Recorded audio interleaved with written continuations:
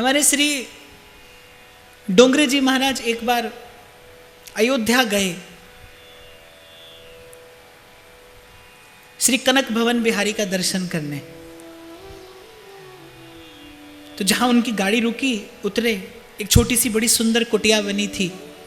एक सेठ जी थे, उनके मन में बड़ी इच्छा रहती थी महाराज श्री की कुछ सेवा करने की, लेकिन महाराज श्री किसी से सेवा स्वीकार करते नहीं थे।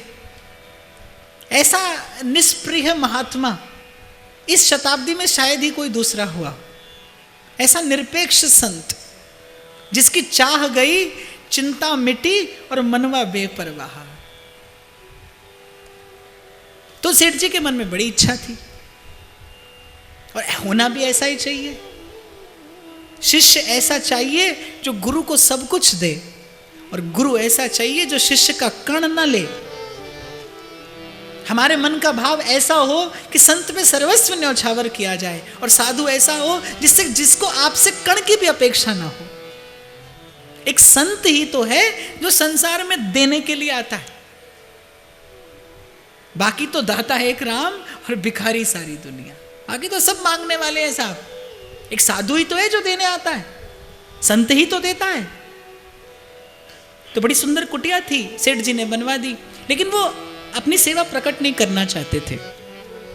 श्री डोंगरे जी महाराज जैसे गाड़ी से उतरे, एक मेरे जैसे किसी व्यक्ति ने कह दिया, बोले महाराज जी ये सेठ जी ने आपके लिए कुटिया बनवाई।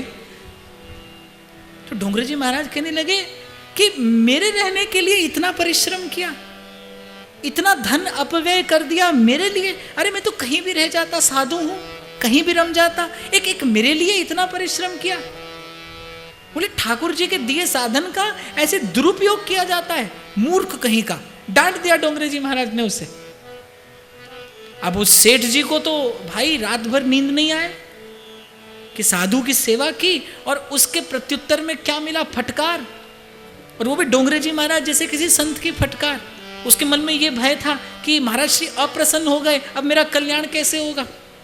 पूरी रात इसी चिंता में व्यतीत हो गई, नींद नहीं आए। सुबह 4 बजे श्री कनक भवन बिहारी सरकार सामने खड़े मंद मंद मुस्कुरा रहे हैं। डोंगरे जी महाराज उनके चरणों में बैठे थे। श्री रघुनाथ जी कहने लगे, बोले ये मेरा भोला भगत है, इसकी बात का बुरा नहीं मानना, तेरी सेवा मैंने स्वीकार कर ली, तेरा भाव मैंने अंगीकार कर लिया। मंदिर की चौखट पे माथा घिसते तो जन्म भी बीत जाता है साहब। श्री ठाकुर जी मुड़ के भी नहीं देखते।